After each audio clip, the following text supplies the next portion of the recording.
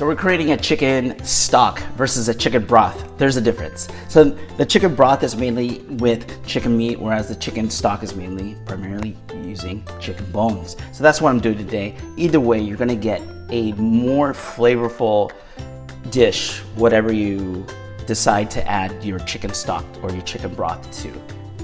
Instead of using just plain water. You wanna give that extra layer of flavor, you wanna give that really good, nice depth of flavor, okay? So, and this will definitely make it happen.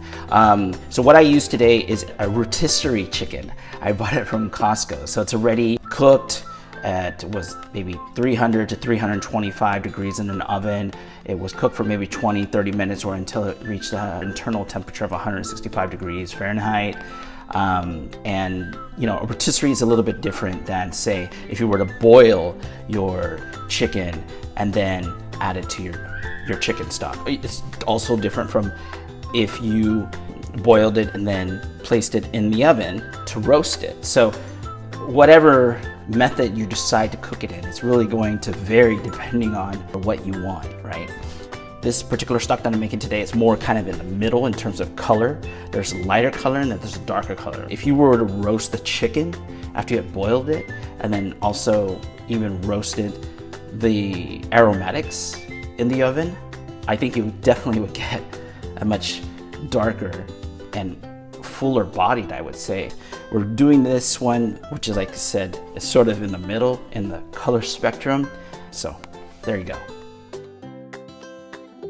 As you see here, we're going in with our chicken bones and then our classic mirepoix, carrots, celery, and onion. And we're just roughly chopping this, and we're not peeling anything, we're not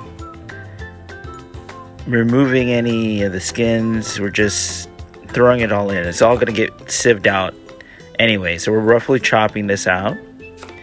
And then we have a leek, which is something that I really seldom use, but this will give it additional flavor. And what we're gonna do now is add some garlic. And I don't normally crush it.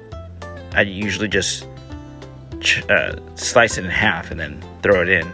We have here some thyme, fresh thyme that is. That'll sweeten it up, give it a little more depth of flavor. Then we have peppercorns. I'm gonna crush that up a little bit using obviously the bottom of a prep bowl, and we're just gonna add that in. Along with this, we then move in with some bay leaves. I believe here we have 2 or 3. Those are all small ones. Here we have pink salt. A lot of people don't use any salt, but sometimes I do, and in this case I used about 2 maybe tablespoons. This is going to be about 8 cups of water. Basically, you just want to add in enough water so it just barely covers the tops of all your ingredients there. And then we're going to bring it to a boil.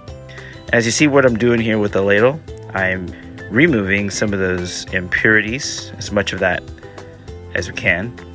Some of that is the fat as well from your chicken.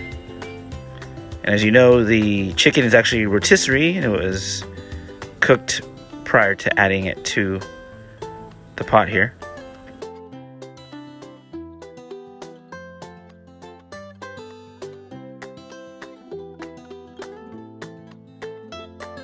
So we'll just continue there with a gentle boil. And it's looking good.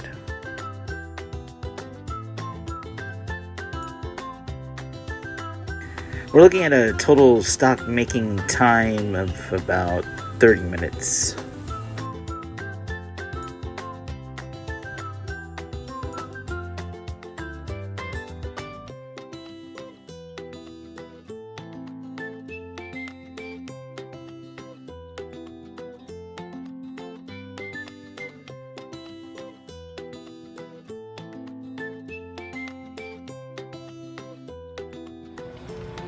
So again, there's roughly 8 cups of water that I used, and it's reduced to a point where it'll be a little bit salty.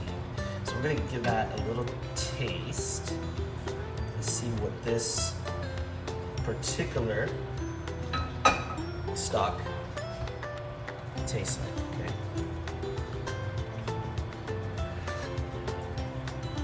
And yeah, so actually you don't even taste much of the salt.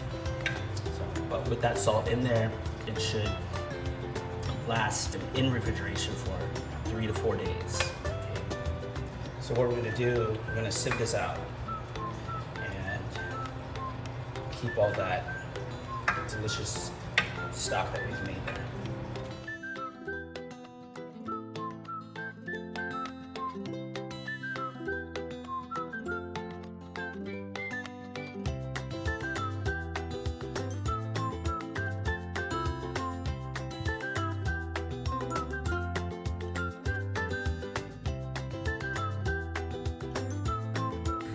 This here chicken stock is going to be great for some bok choy soup. If you haven't seen London's video on how to make bok choy soup, I'll leave the link at the end of this video. Basically, for the soup base, we use 5 cups of water and the large cup here, which is 2 cups of chicken broth to make that bok choy soup. So I had a little bit left over and down it goes. Thanks for watching, guys. We'll see you on the next one.